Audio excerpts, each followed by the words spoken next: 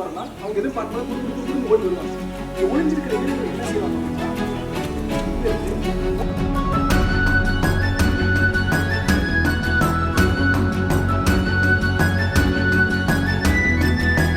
மரவட்டைகள் எல்லாமே இருக்கு. ரொம்ப கவனமாக இருக்கும் இந்த இடத்துக்கு வந்தீங்கன்னா. வெடி மருந்து ஃபுல்லாக இது முழுக்கவே சேமிச்சு வச்சுருவாங்க.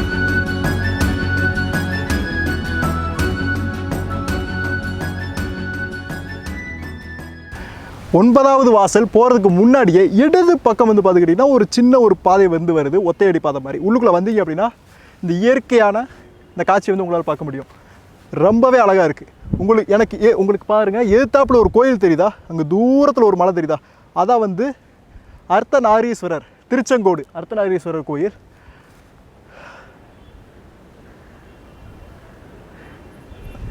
நீங்கள் வந்து இந்த இடத்துல கொஞ்சம் நேரம் உட்காந்து அமர்ந்து ஓய்வு எடுத்துகிட்டு அப்படியே மேலே இருங்க. ஆனால் குரங்களோட அட்டகாசம் கொஞ்சம் அதிகமாகவே இருக்குது. அப்படியே மேலே ஏறலாம்.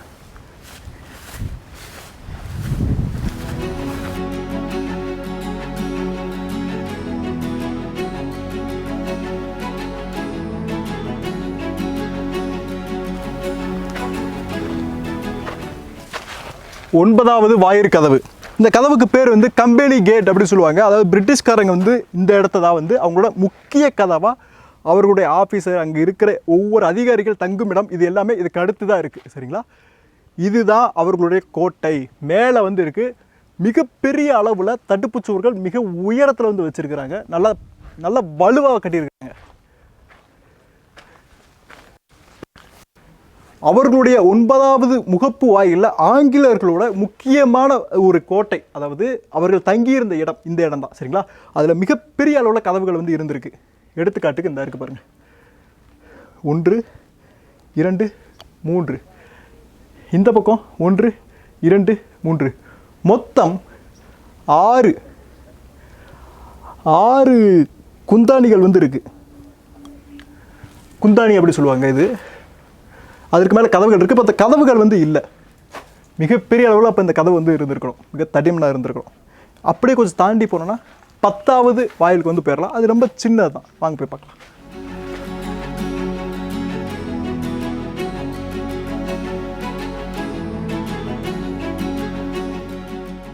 இந்த கோட்டையோட கடைசி வாசல், அதாவது 10வது வாசலுக்கு வந்து வந்துட்டோம். இந்த மலை ரொம்பவே கடினமாக இருந்தது, ஒவ்வொரு வாசல்களும். சரி, மேலே போய் என்னென்ன இடங்கள் இருக்குன்னு நான் ஒன்று ஒன்றா சொல்கிறேன். வாங்க மேலே போகலாம்.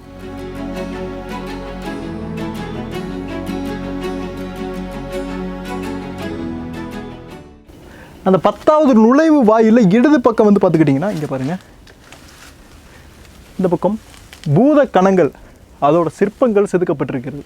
அப்படியே யானை முதலை மேல் இருக்கிற மாதிரி, அந்த கஜேந்திர மோட்சம், அந்த உங்களுக்கு புராண கதை தெரியும்ல, அந்த இது வந்து சிற்பமாக செதுக்கப்பட்டிருக்கிறது. இங்கே வந்து பாருங்கள், பெருமாளுடைய அந்த சங்கு. உள்ளே போகலாம்.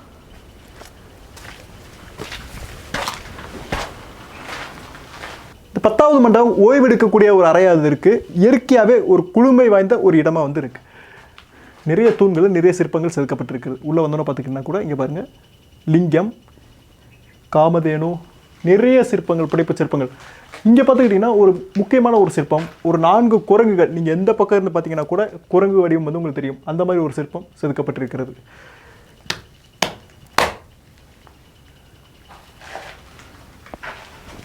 மேலே பாருங்கள், பாம்பு.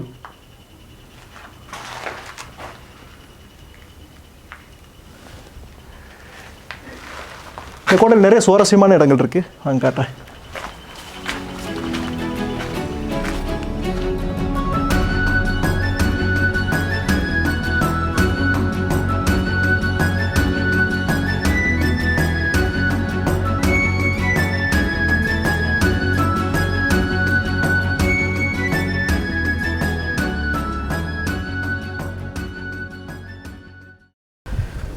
அந்த 10வது வாசலுக்கு பேர் வந்து மைசூர் வாசல்னு சொல்லுவாங்க. ஏறி வலது பக்கம் மண்டபத்தை தாண்டி வந்துக்கிட்டே இருந்தீங்கன்னா கொஞ்சம் மேலே ஏறின உடனே ஒரு கோயில் இருக்கிறது.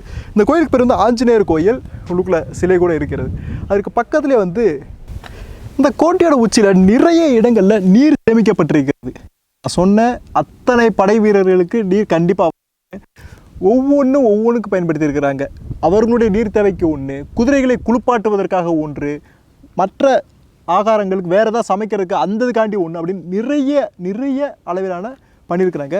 மிக நுணுக்கமாக இருக்குது. மழையிலிருந்து மழை பெஞ்சா கூட வெட்டி விட்டு அதை மொத்தமாக ஒவ்வொரு குளம், இப்போ இந்த குளமும் ஃபுல்லாக ரெம்பிருச்சுன்னு வச்சுக்கோங்களேன், கீழே குளம் காமிச்சேன் பார்த்தீங்களா, அது வரைக்கும் போகிறதுக்காண்டி ஒரு செம்மையான வாட்டர் மேனேஜ்மெண்ட் சொல்லலாம், நீர் மேலே. நம்ம வரலாற்றிலேருந்து கற்றுக்க வேண்டியது இதைத்தான். ஆனால் நம்ம வரலாற்றை மறந்துக்கிட்டு இருக்கோம். வரலாற்று மட்டும் இல்லை, வரலாறு என்ன கற்றுக் கொடுக்குதோ அதையும் நம்ம மறந்துகிட்டே இருக்கோம்.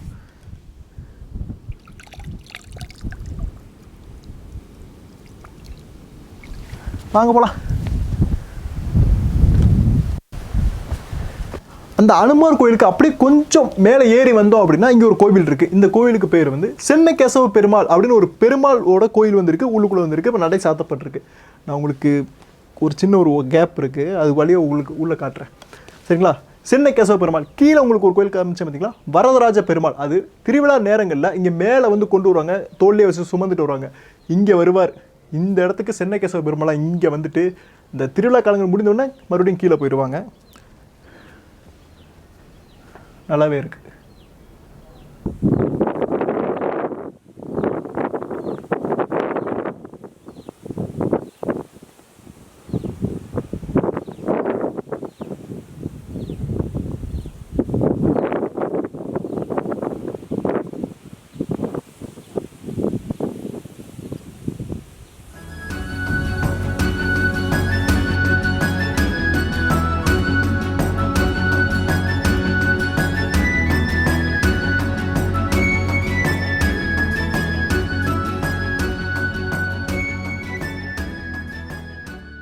அந்த சென்னகேசவ பெருமாளுக்கு அப்படியே நீங்கள் வெளியே வர்றீங்க அப்படின்னா அங்கேருந்து வலது பக்கமே நீங்கள் ஒட்டி வந்தீங்க அப்படின்னா அந்த ஒரு ஒத்தையடி பாதை மாதிரி போகும், அதிலே ஒட்டி வந்தீங்கன்னா கிட்டத்தட்ட ஒரு 150 மீட்டர் நீங்கள் பள்ளத்தில் அப்படியே இறங்கி வர்ற மாதிரி இருக்கும். இறங்கி வந்தீங்கன்னா ஒரு மசூதி வந்து இருக்கும். இந்த மசூதி நீங்கள் கீழே தரையிலிருந்து பார்க்குறப்ப மேலே மிக தெளிவாக வந்துருக்கும்.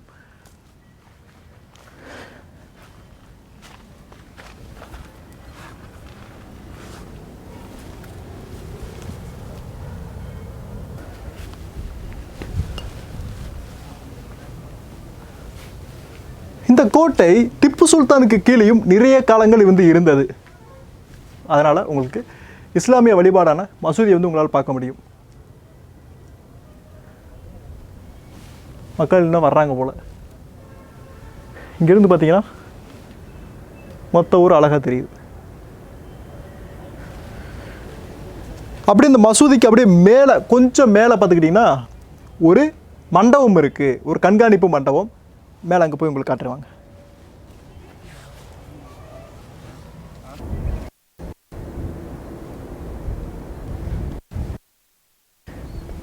மலையோட உச்சியில் வந்து இருக்கும், ஒட்டு மொத்தமாக தெரிகிறது.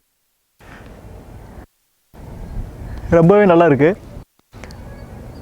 உங்களுக்கு எதிர்த்தாப்புல தெரியுதா ஒரு முக்கோணமா மேலே, அதான் பழைய சங்ககிரி துர்க் அப்படின்னு சொல்லுவாங்க. துர்க் அப்படின்னா அதான் பழைய சங்ககிரி கோட்டை, பழைய சங்ககிரி கோட்டை அப்படின்னு நம்ம அதை சொல்லலாம். அதற்கு மேலேயும் இப்போ இருக்கிற மாதிரியே ஒரே ஒரு நுழைவாயில் மட்டும் இருக்கிற.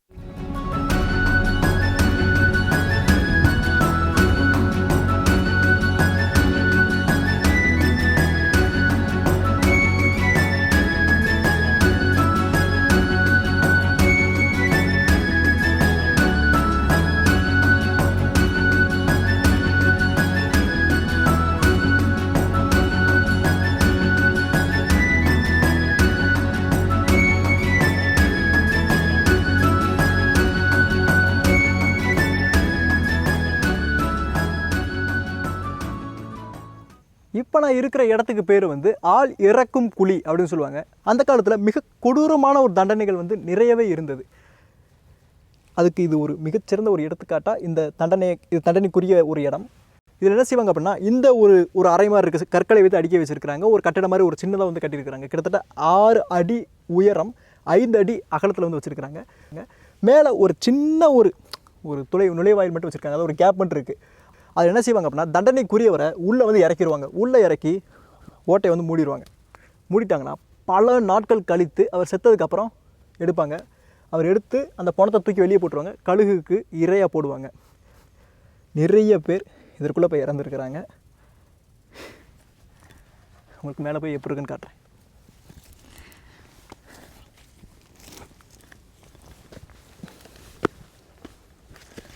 கூடங்களேன்.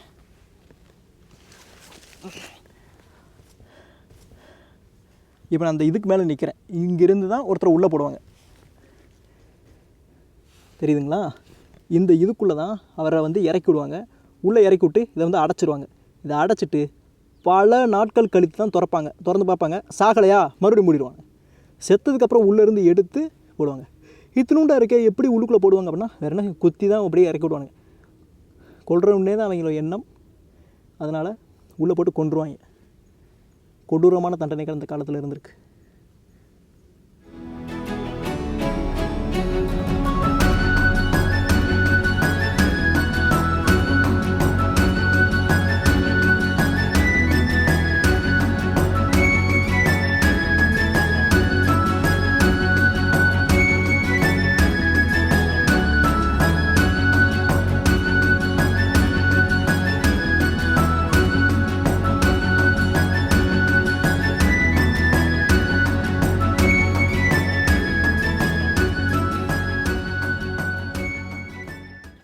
இந்த மண்டபத்துக்கு பேர் வந்து நெற்குத்தி மண்டபம் அப்படின்னு சொல்லுவாங்க. இது மிக மிக முக்கியமான மண்டபம். ஏன்னா இங்கே இருக்கிறவங்களுக்கு உணவு தேவைக்கு நெற்களை, அதாவது அரிசி, இதெல்லாம் வந்து சேமித்து வைக்கக்கூடிய ஒரு இடமாக இந்த இடம் வந்து மிகப்பெரிய அளவில் வந்து இருக்குது. சேமிப்பு அறைகளாக இந்த அறைகள் இருந்திருக்கின்றன. இது மட்டும் இல்லை, இங்கே பாருங்கள், இங்கே 3 இருக்கிறதா, 3 அறைகள். இது வந்து எண்ணெய் கிடங்காக பயன்படுத்தப்பட்டிருக்கிறது அப்படின்னு சொல்லியிருக்கிறாங்க. இந்த பக்கம் ஃபுல்லாமே, அதாவது நீங்கள் இப்படி ஏறி வந்த உடனே மெயின் 10வது வாசல், மைசூர் அரண்மனை இருக்குது, வாசல் இருக்குல்ல, அது நீங்கள் ஏறி வந்தோடனே இடது பக்கம் வந்து இந்த இது இருக்கும், சேமிப்பு அறைகளாக இருந்திருக்கின்றன. இதில் மிகப்பெரிய இந்த கோட்டை மிக பிரம்மாண்டமாக இருந்தாலும் மாவீரன் தீரன் சின்னமலையை இந்த கோட்டையில் தான் வந்து தூக்கில் போட்டாங்க வெள்ளையக்காரங்க. அது மட்டும் இல்லை, இங்கே தண்டனை கொடுக்கக்கூடியவர்களுக்கு சொன்னேன், ஆள் இறக்கி மண்டபம்னு ஒன்று சொல்லியிருக்குல்ல, உள்ளே இறக்கி கடலுக்கு தூக்கி போட்டுருவாங்க. தீரன் சின்னமலையை வந்து தூக்கில் போட்டாங்க. நிறைய கொடுமைகளை செய்தார்கள் ஆங்கிலேயர்கள். அது மட்டும் கிடையாது, தோலிருத்து மண்டபம் அப்படின்னு இங்கே ஒரு இடமே இருக்குது.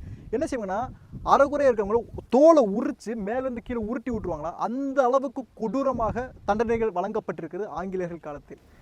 ஒரு காலகட்டத்தில் ஒரு மிகப்பெரிய ஒரு சாம்ராஜ்யமே இருந்த ஒரு கோட்டை இன்றைக்கி ஆள் அறவமே இல்லாமல் இயற்கை மட்டுமே நம்ம அப்படியே தள்ளிட்டு போகுது.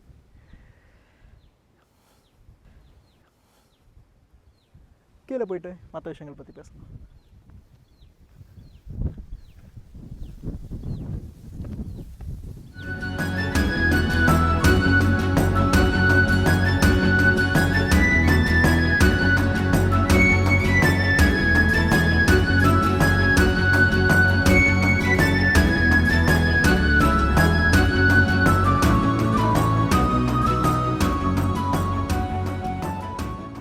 இப்போ வந்து நாங்கள் கீழே இறங்கிட்டோம். இது ஒரு அற்புதமான ஒரு வரலாறு நிறைந்த ஒரு மலை அப்படின்னே சொல்லலாம். மிகப்பெரிய ஒரு வரலாறு இருக்குது. 10 வாயிற்கதவுகள் இருக்குது. ஒவ்வொன்றுக்குமே ஒரு வரலாறு, ஒரு புடைப்பு சிற்பங்கள் அப்படின்னு மிக நுணுக்கமான வேலைப்பாடுகள் இருக்குது.